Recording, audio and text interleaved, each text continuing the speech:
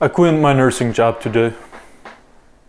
And the reason I quit is because I couldn't take the corruption in the healthcare industry anymore. I've been a nurse in the ER for over 4.5 years. I have a master's in nursing, if that means something to some of you. And there's so much corruption, so many lies, so much deceit that's going on that it's ridiculous. I mean, you all, I'm sure, have heard about the virus that's going around, that's been going around for the past few months. Today is June 17th, and it's been a few months now, and we've seen some of the effects that the virus has had, and it's nowhere near what they've told us would happen. Initially, they started saying that about 2 million people would die. That was the expected body count, and now a few months into it, it's about 110,000. Even among those numbers, some statistics show that about 25% of those were never even tested for the virus. It's ridiculous, and it's not just this whole virus that's going around. This was the last straw, but it's been the trend I've seen during my years in nursing that have led me to this decision.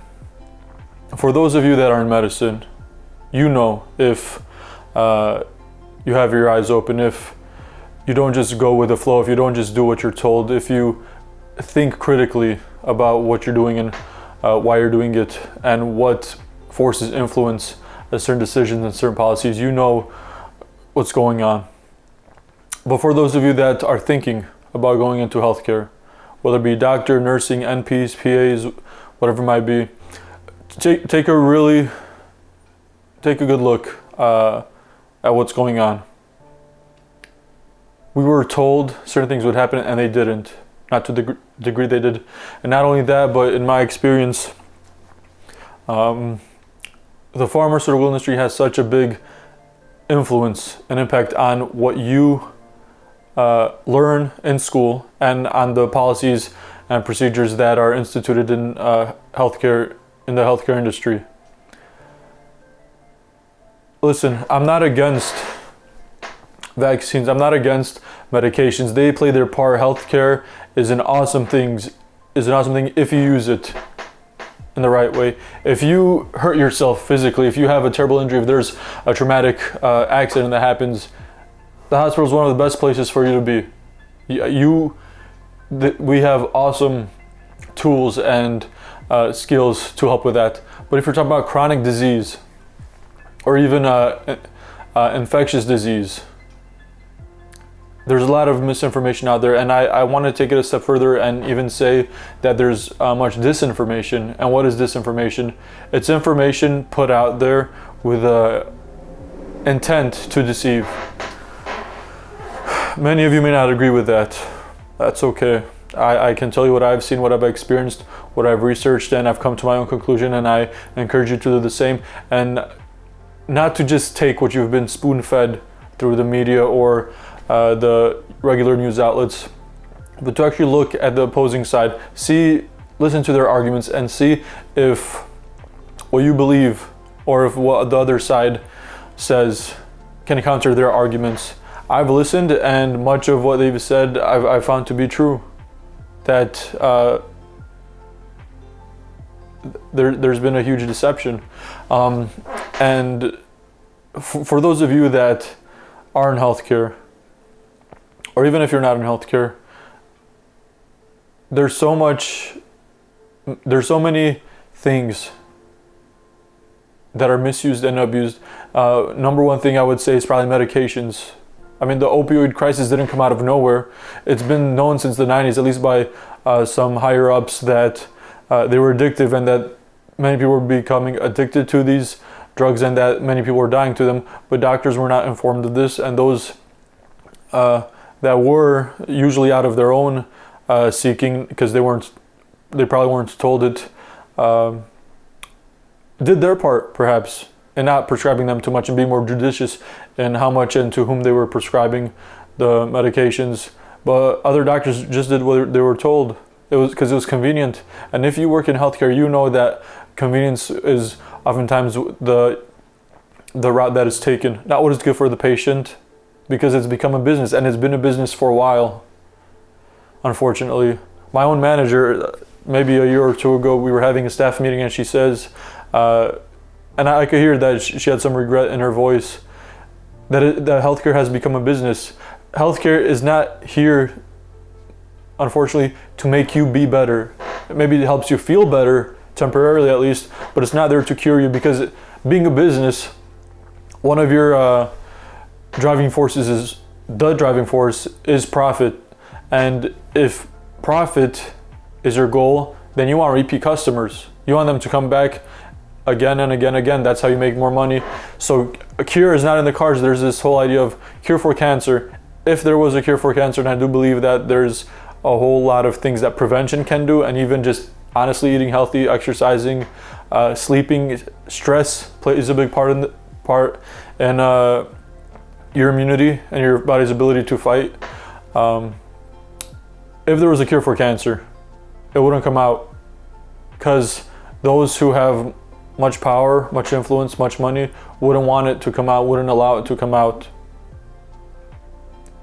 And nowadays we have people that are sick, people that are dying, people that pay too much for health insurance for those who are sick, because the healthcare industry won't do what is right, but what is profitable. And many times, and almost all the time, it's not what is good for you. If you've ever been a patient, if you've ever been in the hospital, you unfortunately were probably subject to mistreatment. And I don't say that it was intentional, because doctors, nurses, those in the healthcare fields do what they can, but it's limited by what they've been taught, because so many physicians, so many doctors are their time is limited, that they don't have the time, or they don't make the time to seek out the information, the most up-to-date procedures, or the best practices.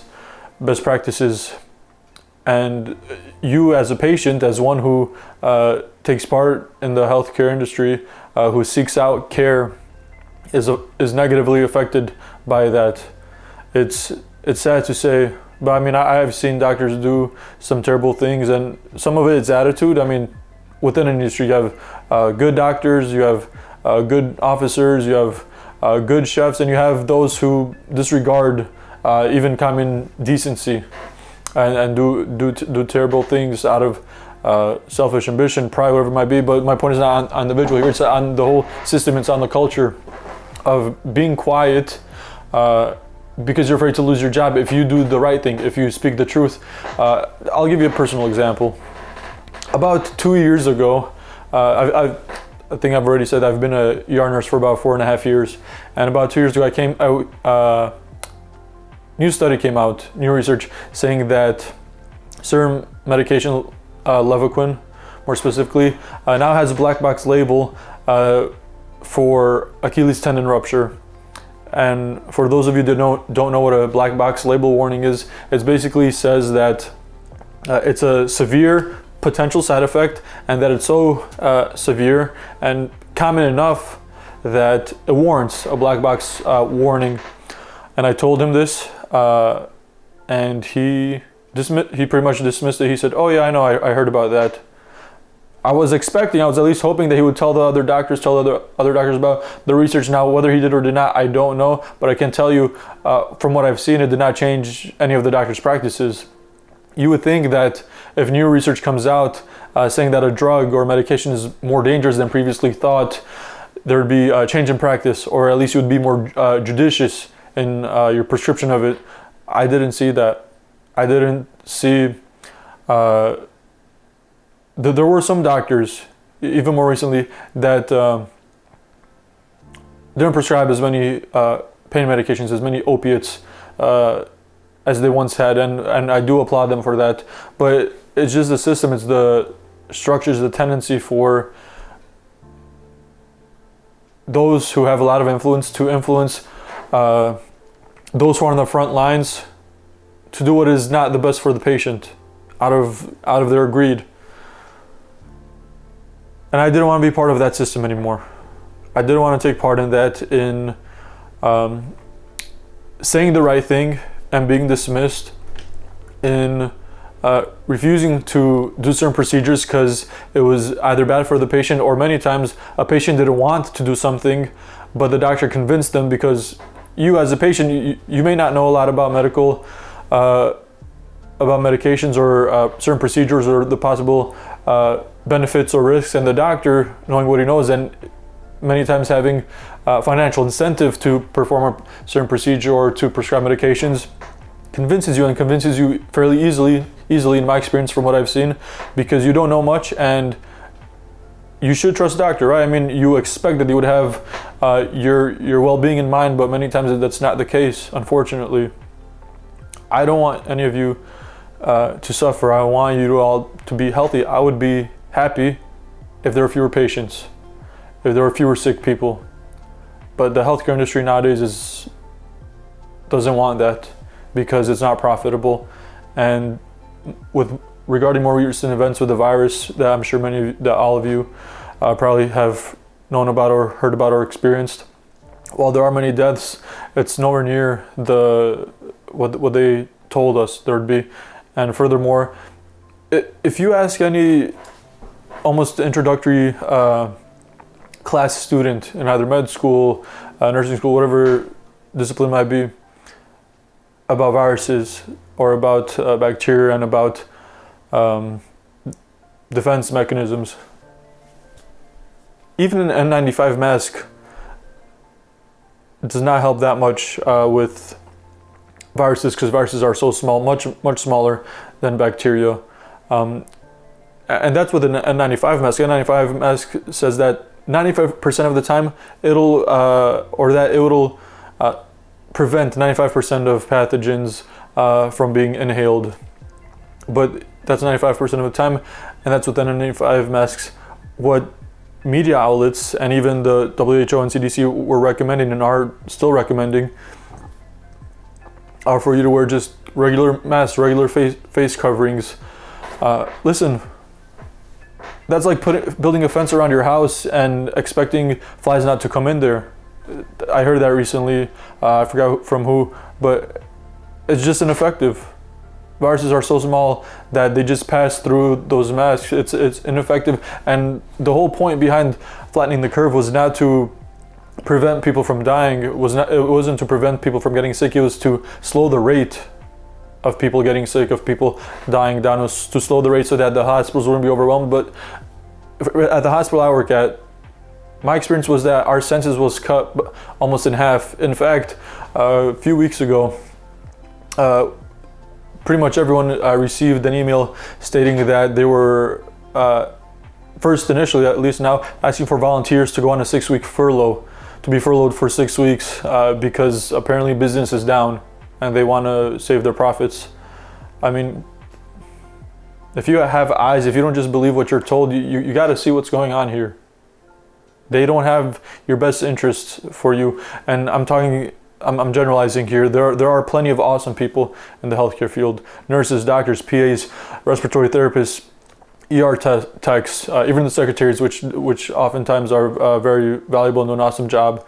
But these are individuals, the industry as a whole. If no one speaks up, if there aren't people willing to get together to unite, to speak up against these mistreatments of patients, against malpractice, against these poor practices that are accepted, nothing's going to change. And unfortunately, I do believe that things are going to get worse before they get better. I expect that things are going to get so bad that people are just going to stop, and it's already begun, from what I've seen, trusting healthcare workers, trusting those in the healthcare industry, they're going to stop trusting the authorities that, at least they say, they are looking out for the public's health. And I don't believe it. I don't see it.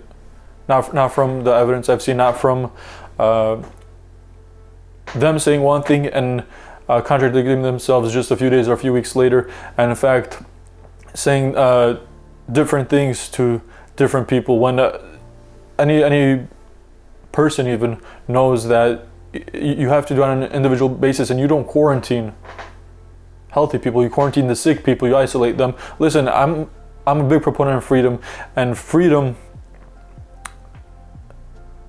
is not worth losing for the illusion of safety. Life is inherently dangerous.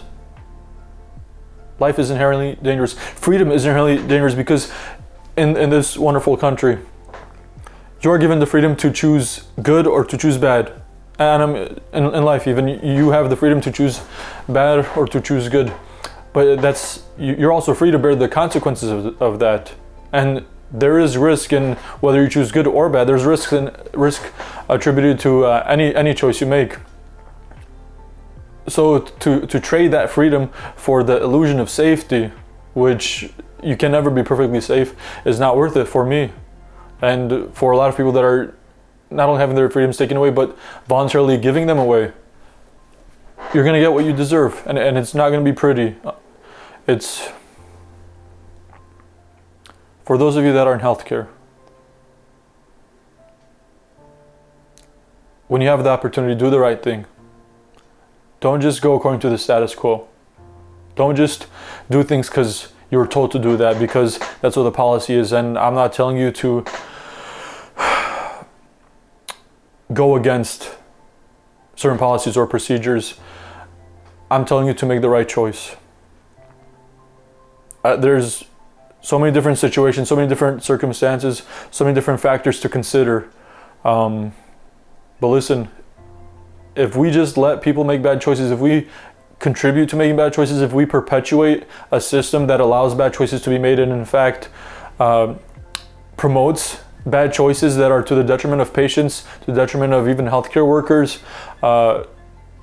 we're not going to end up in a good place. And I don't want to be a part of that. I can do more good in other capacities.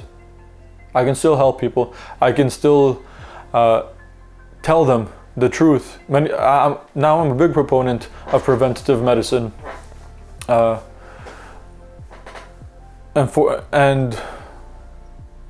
for those of you that are in healthcare or even think about going to healthcare, really think about it. I encourage you to ask doctors if they would do it again, because from the doctors I've asked, it's almost unanimous. They said they would not be doctors. That they would probably be a mid-level provider because of the freedom, because of the reduced responsibility. And it's just, I mean, even speaking financially, it's not worth it to be a doctor nowadays anymore. Unless you have a great drive to maybe do research or to truly work in medicine because that's your passion. It's not worth it for most people. And unfortunately, even for those that do have that great passion, they're being used to terrible ends. They may have good intentions. You, as an individual doctor person, may have good intentions, but if you're not awake, if you don't have your eyes open to what's going on, you can easily be used to further a terrible goal. And I don't want to be part of that. I don't want you to be part of that. And I'm not here to just say what the problem is. I want to at least offer a potential solution, and that is to speak the truth wherever you are, and whether you're in the healthcare industry or not. I mean, officers, firefighters, if you're in the agricultural industry, I know there's a whole bunch of shady things going on there. Teachers, if you work with other people, if you work with things that affect people, I encourage you to always do the right thing. The cost may be high for some of you. Honestly, the cost was not that high for me because I don't have children. You know, I'm not married. I don't have dependents. I started a backup plan before I made this choice. It wasn't just out of nowhere, so that I could, you know, at least support myself. But you got to make the right choice, even if it's tough, because if you allow yourself or other people, without at least warning them, if you allow bad things to happen, it's going to get worse and worse, and it's going to be that much more difficult later on to stop it. And I don't want that. In the end, we're in God's hands, but we have to at least do our part, and we can't just throw up our hands and say, well, the world's burning, there's nothing we can do. The world is burning, but we have to do our part. We can't just lay by idly or complacent and just wait for things to burn or expect for things to get better.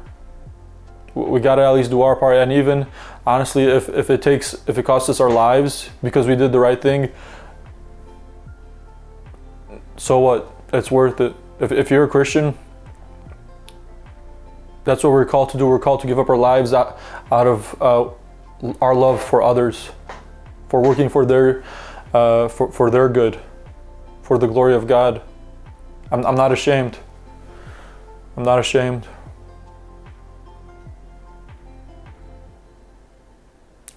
We're put on this earth to do good, to love others, to do what's right, to speak up for those who can't speak up for themselves, to help the weak.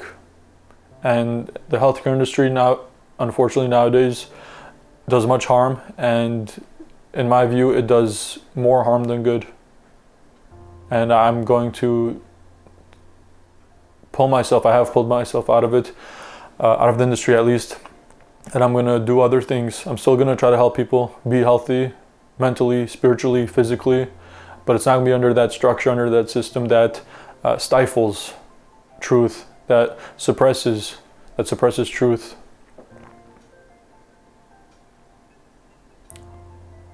So that's my offer. That's my suggestion to you all. Do the right thing, even if it's difficult. You know it inside. I mean, it was my conscience that led me to make this choice to quit. God ultimately, but my conscience wouldn't leave me alone. And so I thank God for this, that I was given strength to make this choice, because it wasn't an easy one, and I'm sure it'll be much harder for some of you. That's the choice you're going to make. But listen, it's better to make the right choice. Let me put it this way. I'd rather die an honest man than live a lie. Not everyone wants that because it's difficult. And I'm not saying I'm a saint, but I can't just do nothing. I can't just continue taking part in that. I gotta do good. I'm called to much more. We're all called to do much more. And we shouldn't just give up or be complacent or go with the flow because it's easier for us. Do the right thing. Till next time.